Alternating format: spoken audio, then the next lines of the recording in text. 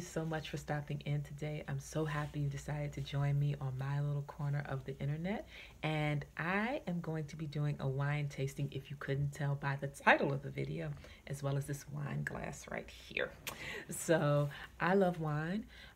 This was something that I've bonded with friends over. I usually keep no less than 12 to 15 bottles in my home at any given time because I do like to open up a bottle of wine for family and friends when they come over.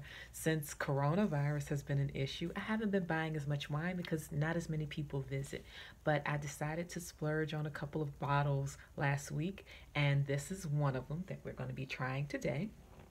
This one I have never tried before today.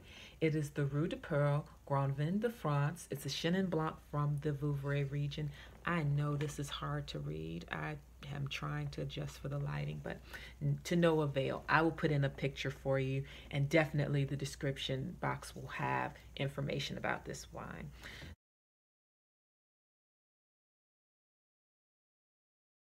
So it is a white wine. Again, it's a Chenin Blanc, and it is from France. What I'll do is read the tasting notes on the back from the wine masters, and then we'll do our own tasting.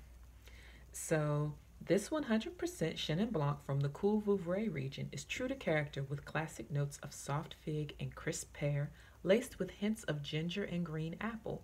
White peach and citrus flavors are drizzled with honey for a balanced wine with a bright acidity and a long, clean finish. Now, I, again, had it with dinner, and I knew it was a white wine. I did not know quite what to expect, but when I poured it, I got this. And as you can see, this is a very light wine. This is probably one of the lightest white wines I've ever had. It is almost clear.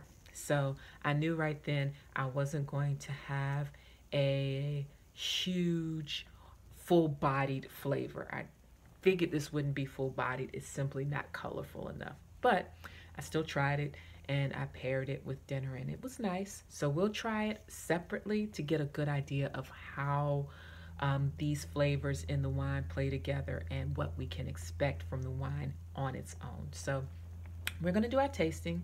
You know, every good tasting, you swirl, you sniff, you sip, you savor. So that's what we're going to do now. And we're swirling. The swirling releases the scent molecules and creates a bouquet that enhances the tasting experience. So it's bright. It's not floral at all. It is bright. It is bright and fruity. It does not taste dark, moody, or any of those things that you might expect from like a Malbec or a Bordeaux. This is not that kind of wine. Naturally, different grapes, and it smells light like a sparkling, but it doesn't have any bubbles. So again, we'll swirl one more time and do a sniff and then a sip, okay?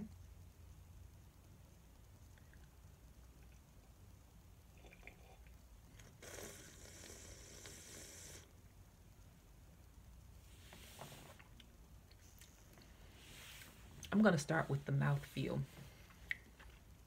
This doesn't linger on the palate as far as coating the mouth like some red wines tend to do. They tend to leave tannins and such in the mouth. That is not the case.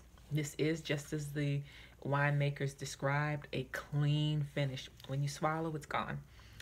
But the flavor lingers. It's just that the texture doesn't remain. And it's a nice texture. It is not heavy or waxy. It is a light water-like texture, slightly heavier than water, I guess you could say, is the texture of it. Now the flavor. When you first take a mouthful, you certainly taste sweetness. It is not overwhelmingly sweet. It does not taste sugary, but it is a sweeter wine. I would guess on the scale of wine sweetness, more like a demi-sec. And it is fruity, but it doesn't taste artificial. It tastes very natural, very normal for the wine. It does give you those pear flavors when you first take it into your mouth, but when you swallow, the aftertaste is peachy and honey-like.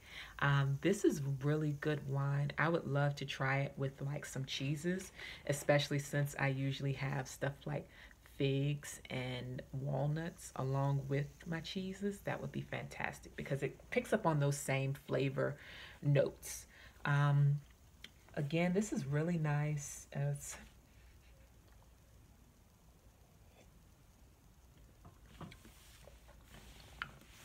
I'm trying to think of what it reminds me of. The sweetness puts me in mind of a high quality Moscato, but it is not a Moscato. It is definitely a Chenin Blanc. It is drier, it is more complex, and um, it's a good wine, a good balanced wine. You get multiple flavors, so it is a multi-dimensional wine. It's not a one note wonder.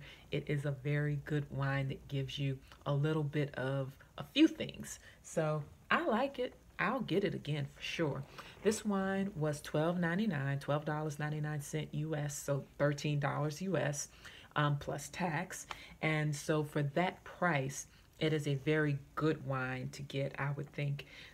It's not too expensive, but it's not super cheap, which I have no problem with wines on either end of that spectrum. But it is good for the price. It is worth the $13. So what I'll be doing is logging my details in here about the wine. This is my wine tasting notes book, and I actually designed this myself. It's part of my collection of books that I have under my publishing company, and I will put that information in the description box. But this book captures, and I'm going to be able to focus, yes, this book captures all of the details you need to know, such as the winemaker and the vintage and when you tasted it. By the way, this is a 2019 vintage wine, so it's a younger wine. And then you can describe other details about the wine, and at the end you say whether you like it or not. You fill in those stars and go from there.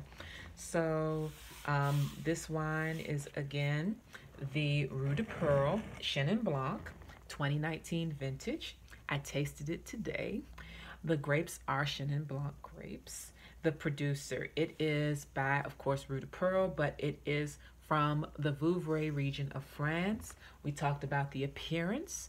We talked about how it smelled, how it tasted, and it also asked what you paired it with. Now, for this video, I did not pair it with the food, but for dinner, I paired it with a zucchini bolognese. I had to think of the name. Zucchini bolognese, pasta, and gazpacho. I was really feeling very summery, even though it's autumn.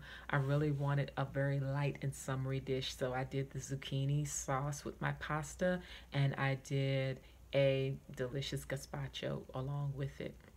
And so you write those down, and then you put your opinion in this same book. You put your opinion and you fill in the stars for how you feel about it, whether you buy it again. So again, lots of pages.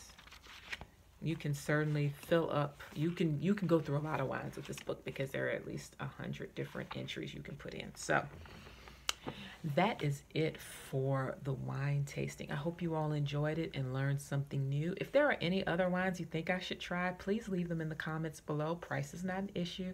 So super cheap, super expensive, and somewhere in between, I don't care. Feel free to let me know what you think I should try, and I will talk to you all later. Bye.